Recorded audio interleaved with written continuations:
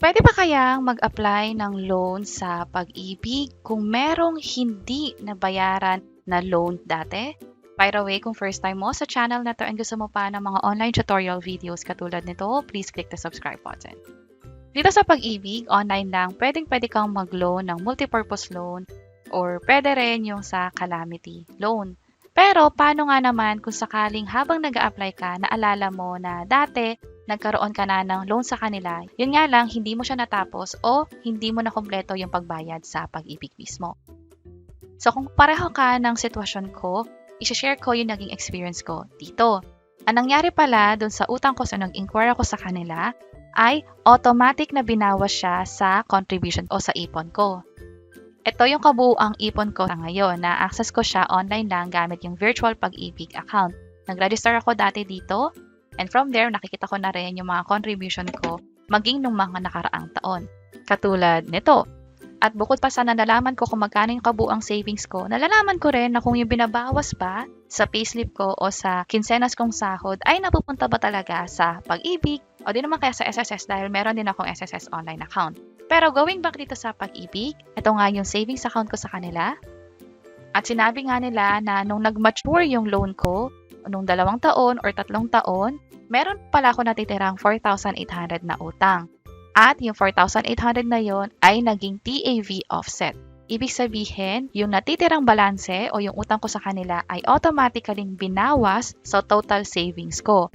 Yung total savings, ito yung TAV or total accumulated value. So, buti na lang din binawas na nila ng kusa. Kasi, pwede pala akong mag-loan dahil doon.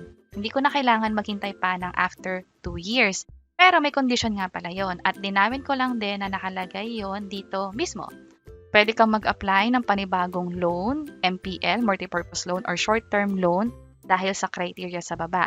Pero bago ko sabihin yan, i-highlight ko lang na nagkaroon nga pala ako ng 17 posted payments bago ako hindi nakapagbayad sa kanila o bago nagkaroon ng natitirang 4,800 na utang nung nag-mature na.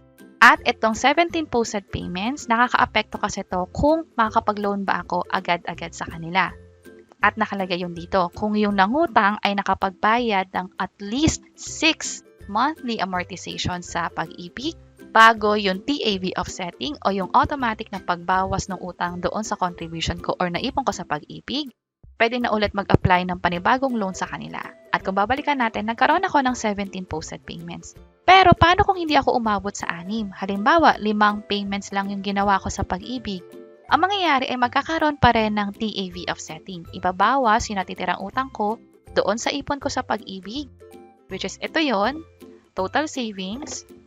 At kapag nabawas na siya, hindi ako agad makakapag-loan sa kanila.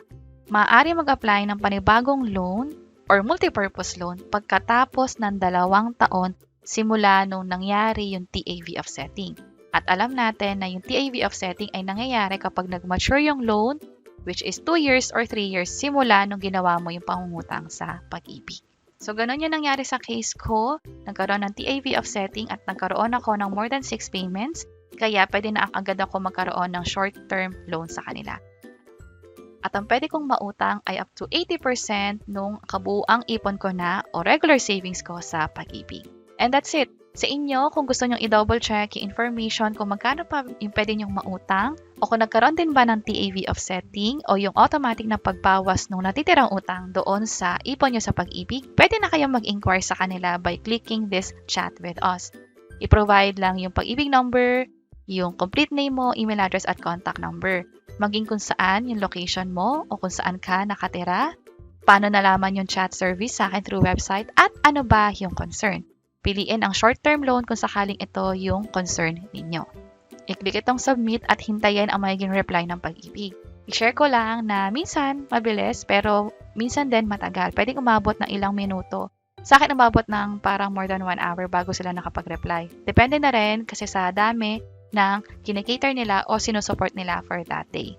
At para sa iba't ibang mga tutorial videos, pwede nyong i-check yung mga links sa baba. Sana makatulong and see you sa mga next videos. Bye-bye!